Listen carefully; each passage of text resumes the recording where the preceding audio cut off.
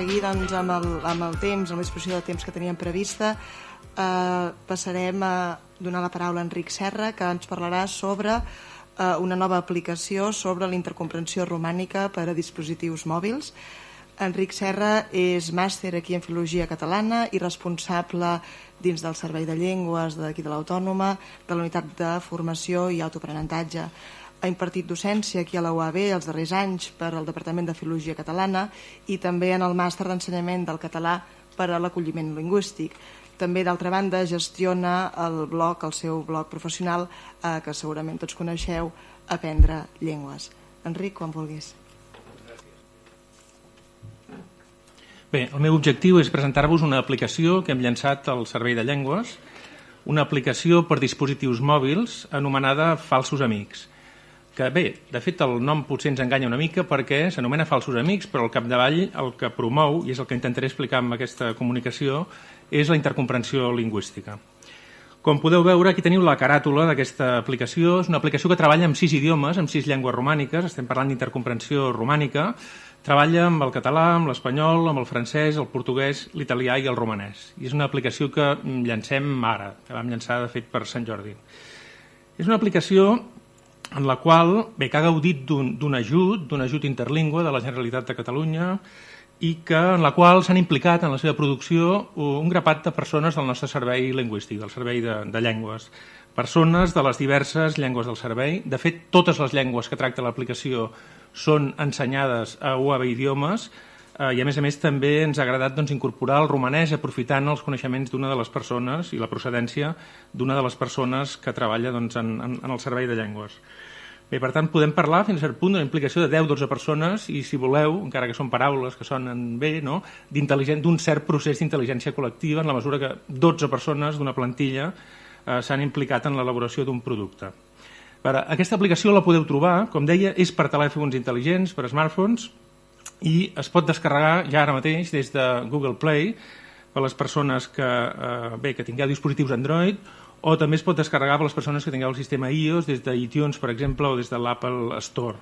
I amb uns segons, fins i tot si ho voleu fer des del targetó que teniu a les carpetes, utilitzant els codis QR que hi ha, en uns segons la tindreu en els vostres dispositius. D'acord? A veure, aquesta aplicació treballa sobre els falsos amics. La idea, la noció de fals amic ens va agradar perquè és força coneguda. És força coneguda pels aprenents i pels ensenyants de llengües. Bé, és un tòpic, podríem dir, un concepte molt estès en la lingüística. Entenem per fals amic, no hi filaré gaire prim, entenem per fals amic o per falsos amics aquella parella de significants molt semblants o molt propers, als quals, en dues llengües diferents, als quals els corresponen significats totalment o parcialment diferents. Un possible exemple.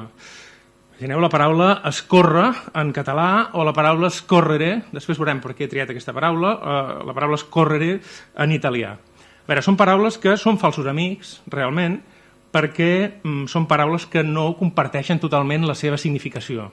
Tant en català com en italià, a veure, hi ha la idea d'un líquid escapar-se i anar cap a una altra banda, escolar-se, és compartida aquesta significació. Bé, en català, amb el diccionari a la mà, tindríem fer anar-se'n un líquid d'un recipient, fer córrer un líquid d'un indret. En italià també, en realitat, moversi, spostarsi entro su qualcosa, fluire, i es diu especialment dels líquids, però a més, en italià, l'italià ens sorprèn, si voleu dir-ho així, els falsos amics ens creen aquesta sorpresa, vol dir una altra cosa, vol dir també passar més o menys veloçment, és a dir, transcórrer. A veure, si nosaltres, catalanoparlants, que imaginem que no sabem gaire italià, tot i que en sabem sempre, tots, nosaltres una mica, perquè compartim la pertinença en aquesta família romànica, ens trobem amb una frase com aquesta, després veurem aquesta frase, qui la diu, qui la dirà, com es corre la mia vita, un'altra amicizia finita.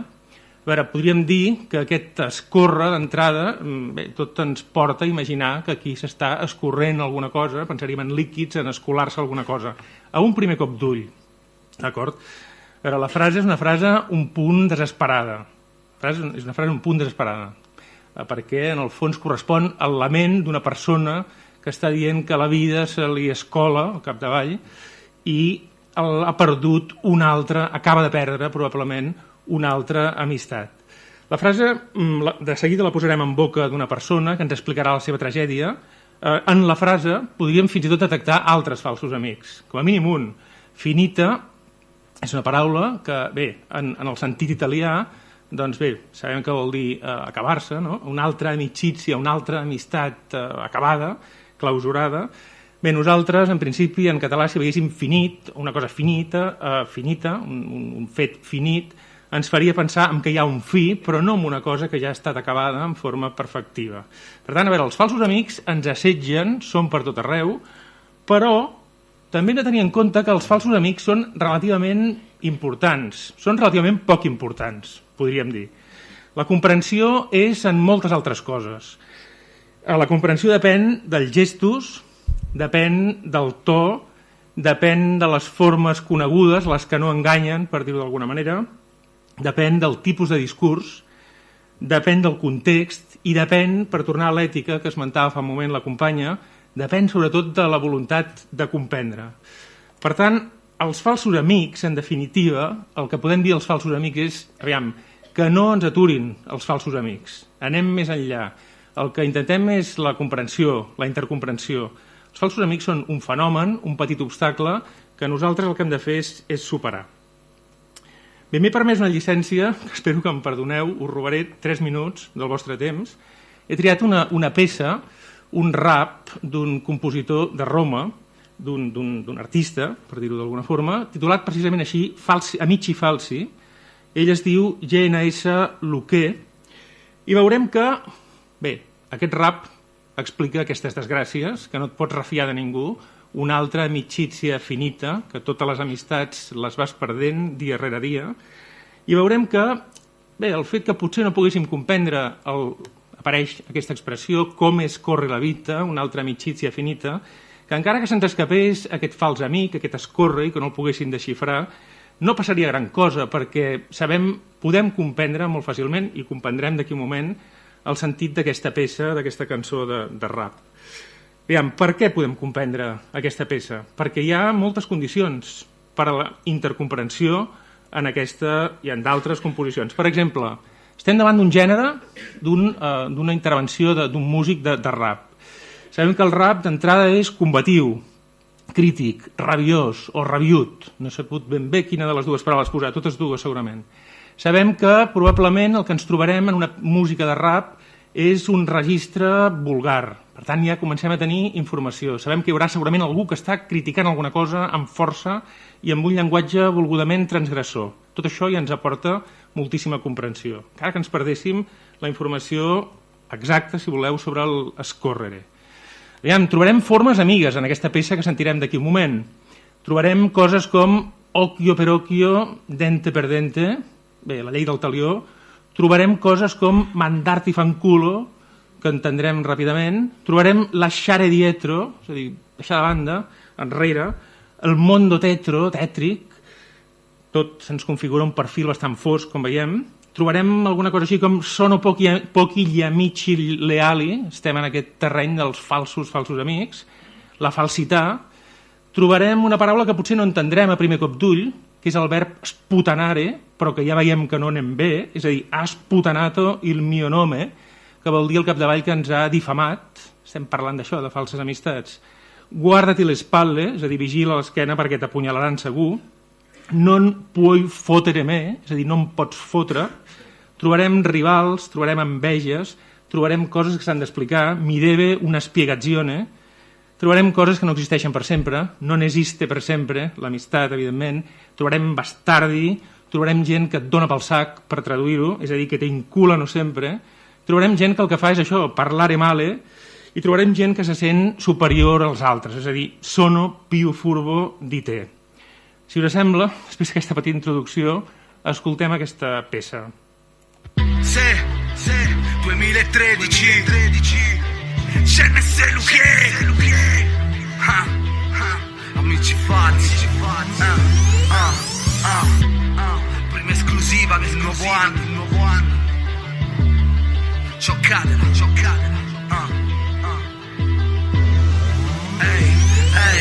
Amici falsi è il titolo di questa canzone. Sono bastardi, bisogna trovare le parole dispregiative, applicare leggi primitive, occhio per occhio, dente per dente, per definitive.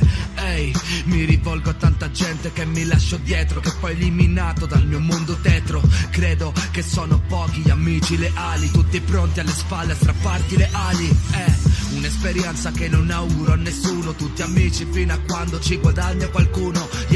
Sento il bisogno di mandarvi a fanculo uno per uno, perché sono al corrente di essere il numero uno. Come scorre la mia vita, un'altra amicizia finita, nella falsità più estrema pare vera, ma ti distrugge quello che coltivi per invidia. Come scorre la mia vita, un'altra amicizia finita, sapevo che dietro parlavi male, ero l'unico che ti poteva accettare. Ehi, guarda come sei rimasto indietro, amico falso, mi stai sul cazzo, mi è diventato di vetro. Come suona la mia voce, coda di paia, gente così a centinaia, forse a migliaia. Ora tartaia che mi devi una spiegazione per tutte le volte che hai sputtanato il mio nome. Se è un migliore amico, tieni d'occhio la donna, forse perché farà di tutto per sfilargli la gonna. Questi sono fatti reali, non ho rivali, sei un amico falso e tale rimani. E se tu muori di invidia per quello che ho, forse perché quello che ho tu non puoi averlo. Ehi, non esiste per sempre, pochi amici di sempre, guardati alle spalle che ti inculano sempre. Non esiste migliore se se n'è andato una volta, non esiste fratello che litiga appena Troia. Come scorre la mia vita, un'altra amicizia finita, nella falsità più estrema pare vera, ma ti distrugge quello che coltivi per invidia. Come scorre la mia vita, un'altra amicizia finita, sapevo che dietro parlavi male, ero l'unico che ti poteva accettare. Non puoi capire che non puoi fottere me, sono più furbo di te. E mo, con il volto bagnato saprò che non mi fiderò più, c'è perso solo tu. Come scorre la mia vita, un'altra amicizia finita, nella falsità più estrema pare vera, ma ti distrugge quello che coltivi per invidia. Come scorre la mia vita, un'altra amicizia finita, sapevo che dietro parlavi male, ero l'unico che ti poteva accettare.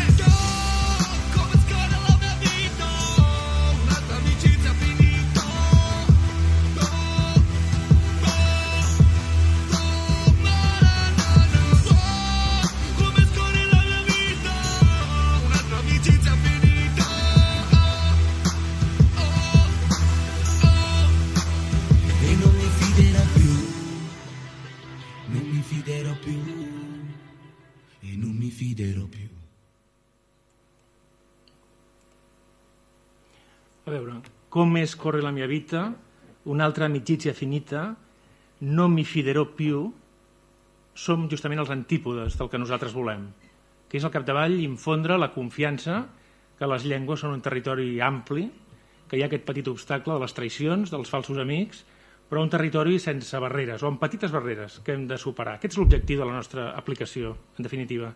Estem als antípodes, podríem dir, del que ens expressa aquesta persona, és a dir, obertura a les llengües i confiança en l'aprenentatge.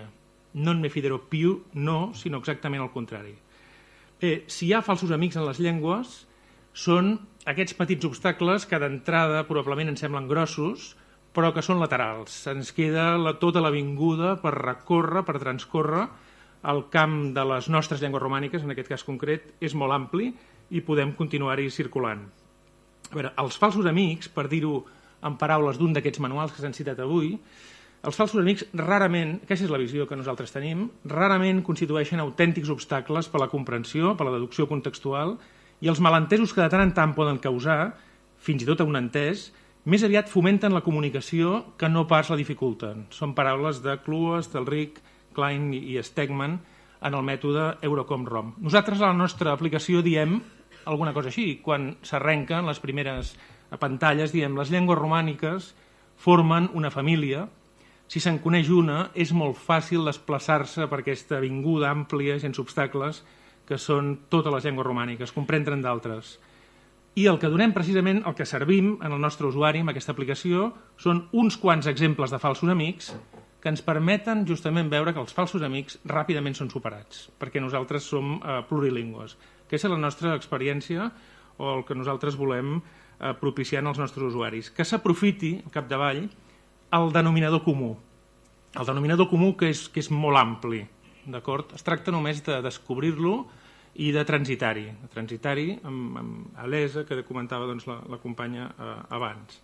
Fins i tot, en un fals amic com el que hem triat en aquesta peça, escórrere i escorre, fins i tot a la base d'aquest fals amic, i bé, doncs tenim en el fons una paraula que és profundament, és una de les paraules del lèxic panromànic per excel·lència, que és la paraula córrer, que tant en català com en francès, com en espanyol, portuguès, italià o romanès, és exactament la mateixa forma. Per tant, l'engany en el fons és menys del que ens pensàvem. Quina és la nostra funció, per tant? La nostra funció amb l'aplicació és dir els falsos amics no existeixen, o ho seran molt poca estona. El no mi fiderò più, doncs no, estem estimulant justament el contrari, estem estimulant la confiança. Bé, i el repte que ens plantejàvem amb l'aplicació és aquest, justament, és com generar la confiança en l'aprenent que pot passar fàcilment d'una llengua a una altra i comprendre-les. Aquest és el repte que nosaltres hem volgut assumir. Com ho hem fet, això? Bé, i també entronco amb el que comentava la Júlia Frigier fa un moment. Bé, nosaltres hem optat per fer servir en l'aplicació per fer servir un català, un espanyol, un italià, un portuguès, un romanès, un francès, transparents, aquesta ètica de la intercomprensió a què feia referència fa un moment, màximament romànic, si em permeteu dir-ho així, de manera que ajudarem en el nostre aprenent a inferir molt fàcilment els sentits a partir d'exemples que seran per ell fàcilment intercomprensibles. Bé, aquesta és la forma d'un dels falsos amics que nosaltres oferim als nostres usuaris en el seu dispositiu mòbil. Donem, per exemple, si algú es decanta per triar, per accedir a la llista de falsos amics francès-portuguès, es trobarà entre els 50 falsos amics seleccionats el primer que és acordar i acordar en portuguès, si algú tria la llista francès-portuguès.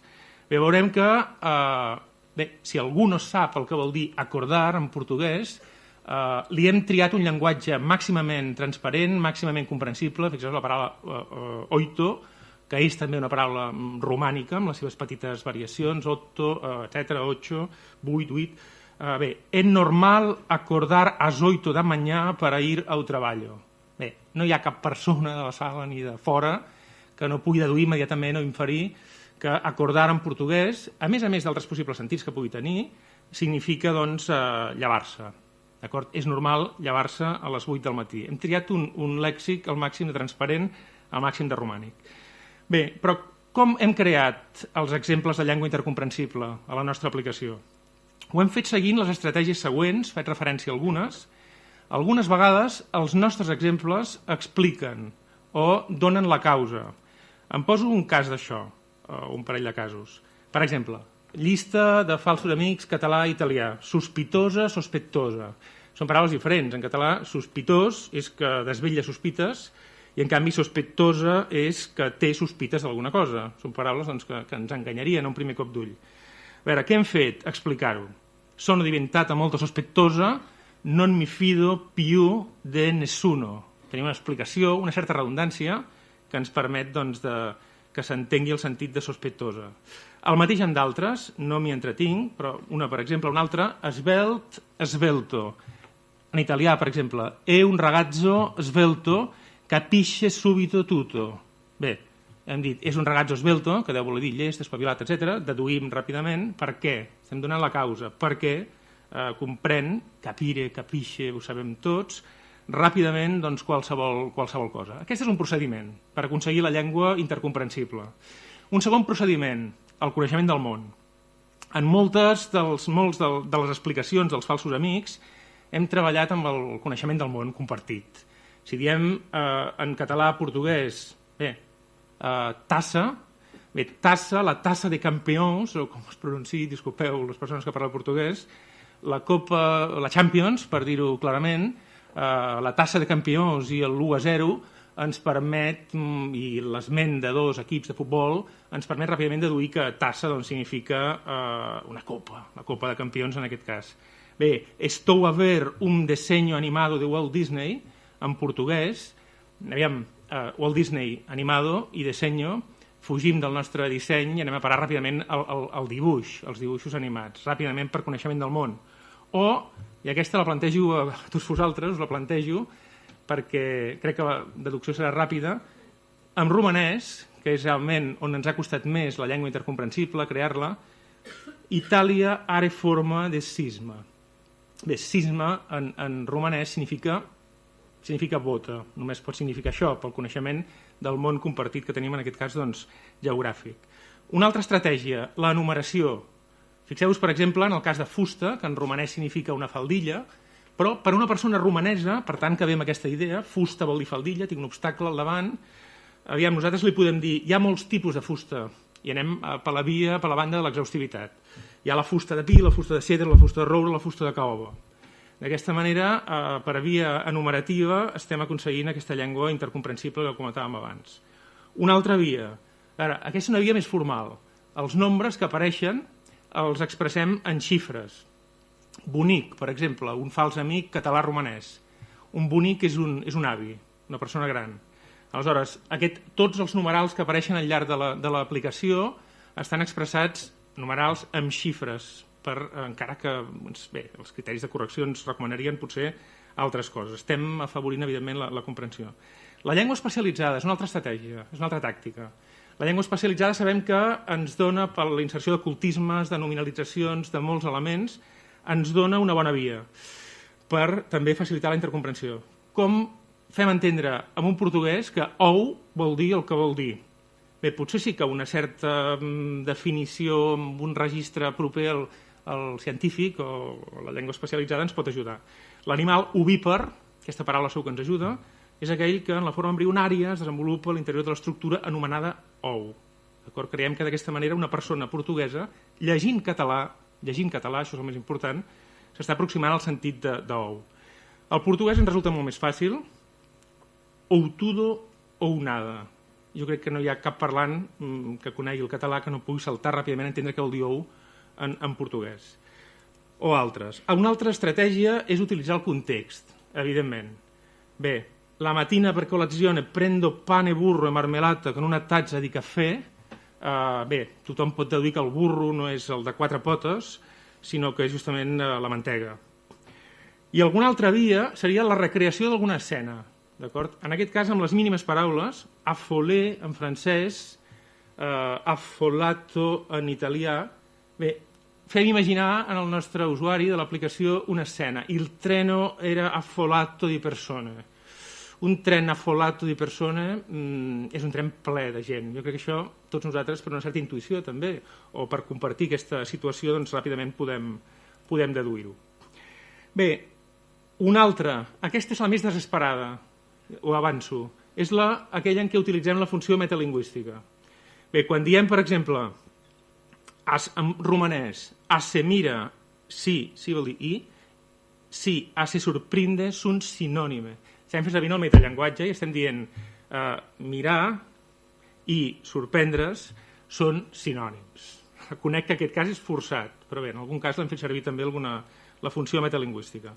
O alguna altra tàctica ha estat això, el lèxic panromànic. Us convido a veure aquesta que devem a la nostra professora d'anglès, que és romanesa. Fixeu-vos en aquest cas. Albina, romanès, o albina, català. Per la banda del català, per tant estem facilitant l'aproximació de la paraula albina en un romanès, optem més aviat per una definició, per una explicació, per una definició d'un cert llenguatge, si voleu, tècnico-científic, una persona albina, els cabells blancs, etc. Però fixeu-vos en el cas contrari.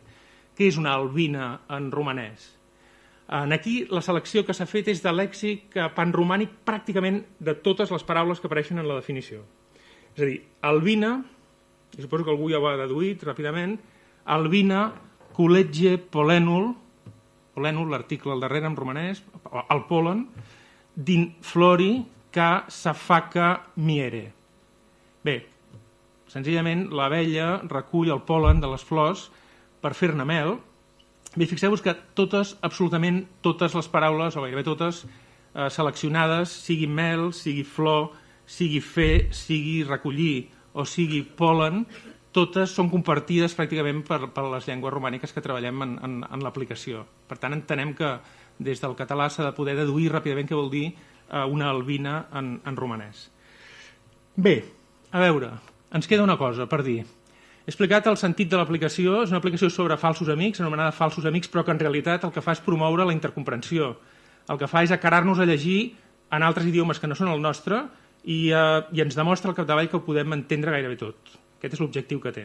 Ens queda una pregunta per respondre, que és per què una aplicació? Una aplicació per dispositius mòbils, que intentarem respondre a continuació.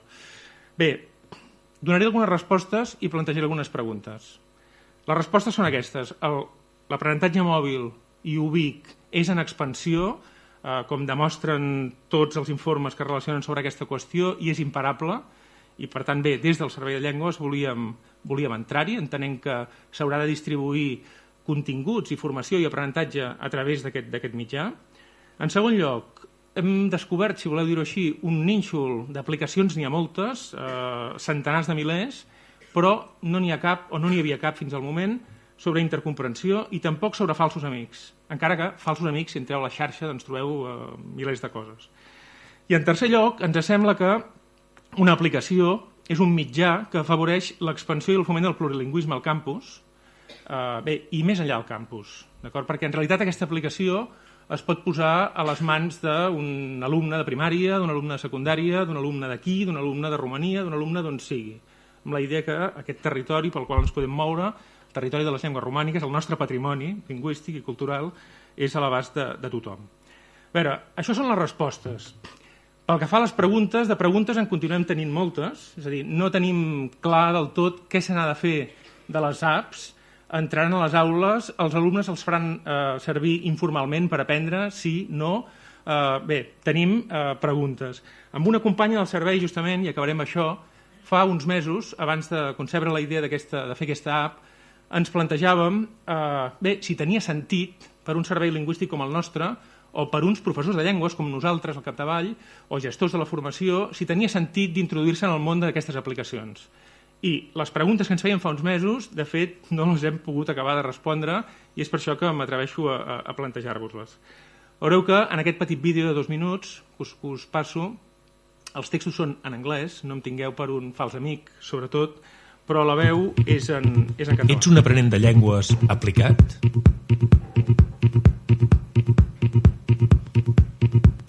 L'ús de dispositius mòbils creix i els centres d'idiomes rumien com fer servir les aplicacions per a aquests dispositius.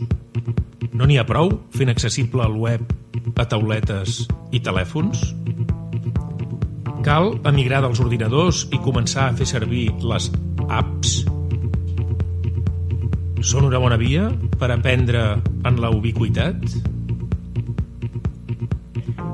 Apple i Android en tenen ja més d'1 milió. Sabríeu com localitzar les millors?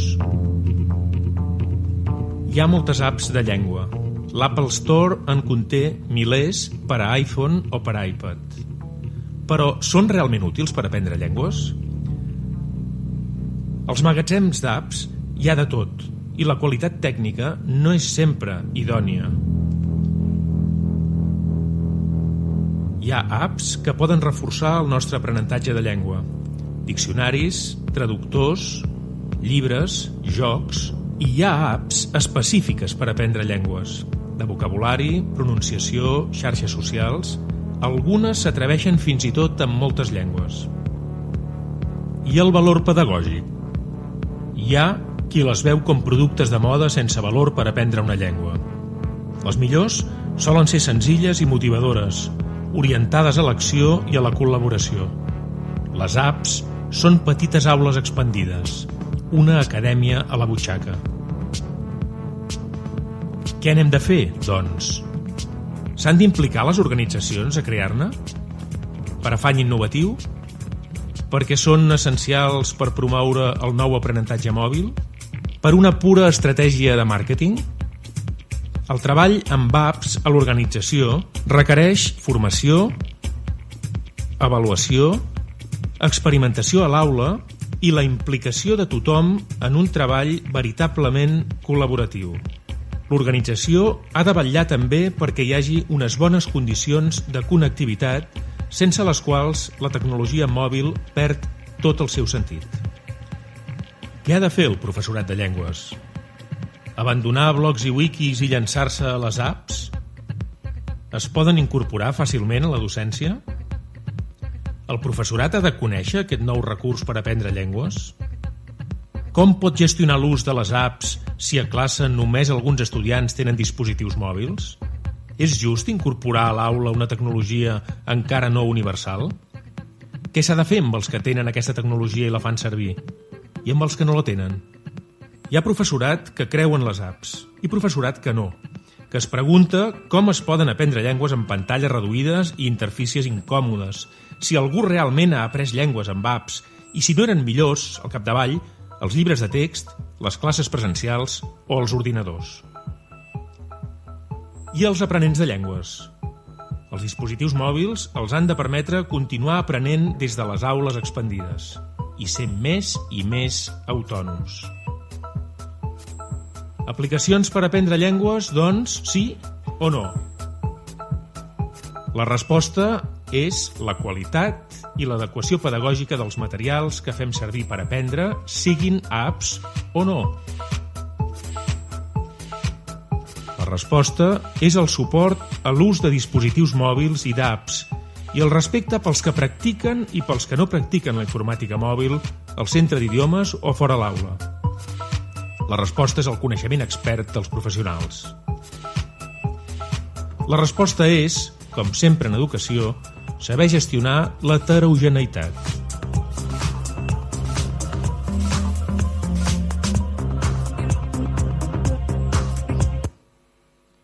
I bé, res més. Us convidem a descarregar-vos l'app, a fer-la servir i, en definitiva, a superar els falsos amics i a gaudir del denominador comú. Moltes gràcies.